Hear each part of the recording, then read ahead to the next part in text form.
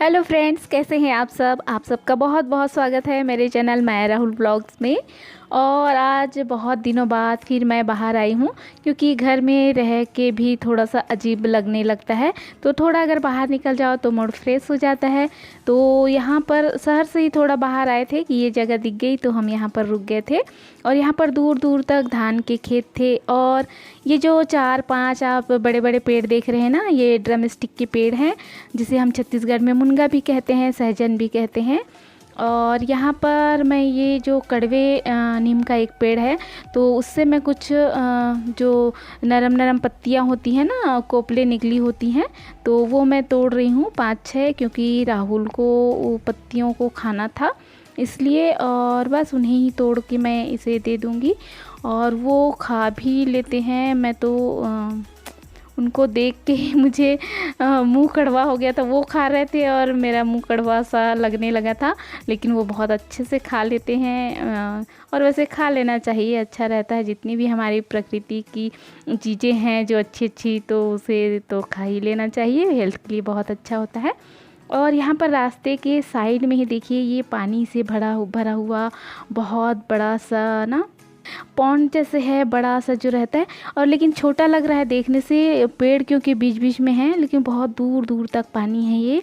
और उड़ती हुई चिड़िया। और यहाँ पर एक छोटा सा घर था ना, वहाँ पर ये जो चिड़िया है ना, बहुत खूबसूरत चिड़िया है थी ये। बिल्कुल डार्क ब्लू कलर थी इस चिड़िया की, और जो सर है वो एकदम डार्क ब्लू था बहुत ज़्यादा।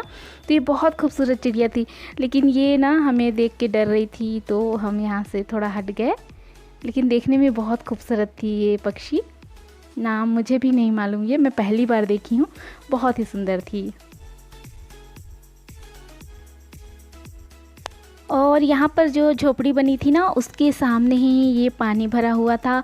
और मुझे फिर बचपन की याद आ गई थी, जब ऐसे हम झील में देखते थे ना कि पेड़ों की परछाई या किसी भी चीज़ की परछाई, तो हम उसमें पत्थर मारा करते थे, उसको हिला दिया करते थे। और आज का व्लॉग बहुत सारे लोगों को पसंद नहीं आएगा, क्योंकि जो नेचर लवर है ना, उन्हें ही पसंद आने वाला है। तो और यहाँ पर देखिए, ये अमरूद का पेड़ है, जाम का। तो इसमें छोटे छोटे फल लगे हुए हैं, जो ना कैमरे में बहुत ज़्यादा नहीं दिखेंगे, लेकिन मैं दिखाने की कोशिश करती हूँ। ये देखिए, एक पेड़ दिख रहा है, सॉरी फल दिख रहा है आपको। तो ऐसे ही छोटे छोटे फल लगे हुए हैं यहाँ पर। और इसके ही साइड में ये है पपाया का एक पेड़, और जिसमें बहुत सारे लगे हुए हैं पपीता। और ये रास्ते के पास है, ये वैसे तो बचता नहीं, लोग तोड़ लेते, लेकिन ये पानी में है ना, इसलिए ये अभी है। और ये ऐसे लगे हुए हैं, और इसके ऊपर जो है ना, ऊपर में बहुत सारे फल लगे हुए हैं, देखिए। तो ऐसे है। और हम इसे छूने की कोशिश भी किए, लेकिन नहीं, ये दूर था। अगर हम ज़्यादा प्रयास करते तो उसमें छपाक से गिर जाते पानी में, तो हमने इसे छोड़ दिया। और यहाँ पर राहुल खड़े हैं। और ये देखिए, ये नींबू का पेड़ है, तो इसमें अभी फल नहीं दिख रहे थे, और ये भी पानी में है, और ये काफ़ी दूर था। तो ये अच्छे पेड़ हैं यहाँ पर। और यहाँ पर दूर दूर तक धान के खेत थे, और धान अभी पकने वाले हैं, तो जो उसकी खुशबू आती है ना, वही खुशबू आसपास फैली हुई थी, जो कि बहुत अच्छी लग रही थी। और बहुत शांत था ये वातावरण यहाँ पर। और फिर मैं यहाँ से बाहर निकल आती हूँ। वो राहुल जा रहे हैं, ऐसे ही घूम रहे हैं वो। तो जब तक वो ऐसे ही टहल रहे हैं, तब तक मैं आप लोगों से कुछ बात कर लेती हूँ। तो अभी मेरी तबीयत काफ़ी दिनों से ख़राब चल रही थी, लगभग 1 महीने तो हो ही गए होंगे। पहले भी मैंने आपको बताया था कि मेरी तबीयत ख़राब चल रही है, और एक वीडियो में भी मैंने बताया था। तो उस समय थोड़ी ठीक हो गई थी, फिर उसके बाद मेरी तबीयत और ज़्यादा अचानक ही ख़राब हो गई, बहुत ज़्यादा। तो कुछ दिन तो ऐसा हुआ, 1 सप्ताह या उससे भी ज़्यादा ऐसा हुआ था कि बिल्कुल मैं बिस्तर पे हो गई थी, उठती नहीं थी। मुझसे खाना नहीं खिला रहा था, उठती थी तो हाथ पैर कांपने लगते थे, मतलब बहुत ज़्यादा वीकनेस आ गई थी। और फिर घर के लोग भी थोड़े से बहुत ज़्यादा चिंता करने लगे थे कि क्या हुआ।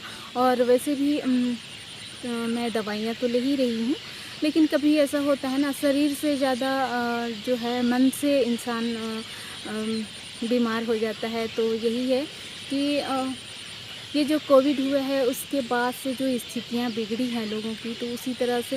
और हमारा भी फाइनेंशियल जो है वो कुछ बिगड़ सा गया है। और आप लोगों को जैसे मैं बताई थी कि राहुल प्राइवेट स्कूल में जॉब करते हैं, तो अभी तो सभी स्कूल बंद है।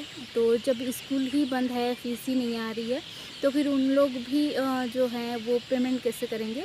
तो यही सब दिक्कत हो रही है और इसी वजह से राहुल को पेमेंट बहुत कम मिलता है। वैसे तो प्राइवेट स्कूल में बहुत ज़्यादा सैलरी नहीं होती है, लेकिन जब ऐसी स्थिति आ गई तो और भी ज़्यादा दिक्कत आने लगी। और फिर उसकी वजह से फिर पेमेंट भी पूरा आधा हो गया। तो ऐसे में बहुत दिक्कत होती है जब घर में बच्चे हो और परिवार को चलाना हर किसी को थोड़ा सा दिक्कत तो होगा ही। तो वही स्थिति हमारे भी हो गई थी और अभी भी वैसे ही है, लेकिन कुछ नहीं होता। राहुल बहुत पॉजिटिव हैं और फिर वो मुझे समझाते रहते हैं कि ये सब सोचने से कुछ नहीं होता और सही है, सोचते रहने से कुछ नहीं होगा, पॉजिटिव लेना पड़ेगा। आज ऐसा समय है तो अच्छा समय भी आएगा, क्योंकि हर अंधेरे के बाद एक उजाला आता है, हर रात के बाद एक सवेरा आता है। तो बस वही है।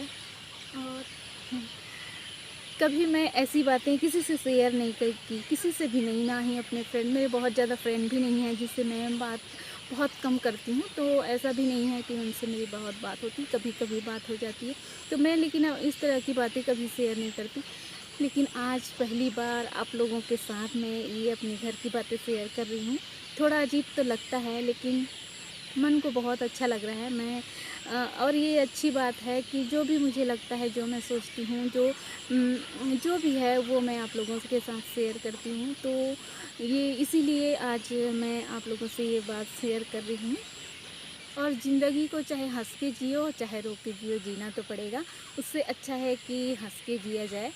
तो बस यही अब सोच के कि चलो पॉजिटिवली लाइफ को जीते हैं। कभी आप भी मेरी तरह अगर उदास हो जाए या मन बहुत ही बेचैन हो जाए इन सब को सोचते हुए, तो कभी उदास मत होइएगा। कहीं ना कहीं राह ज़रूर निकलती है। एक दरवाज़ा बंद होता है तो दूसरा दरवाज़ा ज़रूर खुला होता है, और बस उसे हमको समझने की, देखने की ज़रूरत होती है।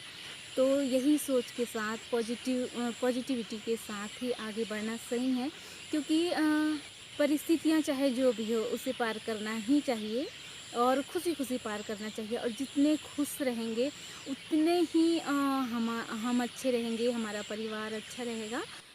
मैं आप लोगों से बात ही कर रही थी और राहुल ने मुझे आवाज़ लगाया, तो मैं उनके पास चली गई। और जब मेरी तबीयत ख़राब थी ना अभी, तो फिर सारा काम घर जो है 1 महीने तक राहुल ने ही संभाला है। और जब जीवन साथी अच्छा हो ना, समझदार हो, तो जीवन भी सरल हो जाता है और समस्याएं भी छोटी लगने लगती है। तो मैं उनको कभी सामने से कभी उनको थैंक यू नहीं बोलती, कभी जताती नहीं हूँ, लेकिन आज मैं आप सबके सामने उनको थैंक यू बोलना चाहती हूँ। तो थैंक यू राहुल आपको।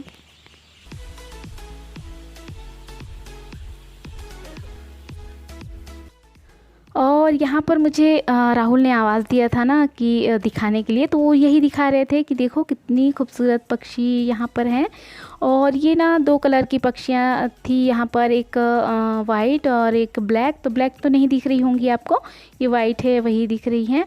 तो ये कितना अच्छा है ना, अगर हम नेचर को बहुत पास से देखें और समझें तो लगता है कि सब शाम ढलने के बाद अपने घरौंदे में वापस आते हैं। क्योंकि पक्षियाँ भी तो कहीं दूर दूर तक उड़ती हैं, लेकिन उन्हें भी मालूम होता है कि हमें बसेरा कहाँ करना है। तो ये सब बहुत अच्छा लगता है कभी सोच के देखें तो। और मुझे तो बहुत ही अच्छा लगता है। और इनकी कलरव मैं आप लोगों को सुनाती हूँ, कितने चहचहा रहे थे यहाँ पर। तो चलिए मैं सुनाती हूँ। यहाँ तक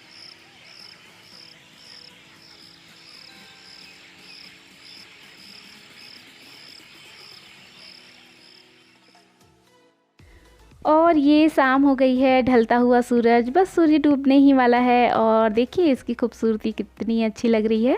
तो और यहाँ पर पक्षी जो है अपने घरौंदे में वापस लौट रहे हैं, जो मैं कैमरे में ज़्यादा कैप्चर नहीं कर पाई हूँ, शायद नहीं दिख रहा होगा। कोशिश की थी आपको दिखाने की।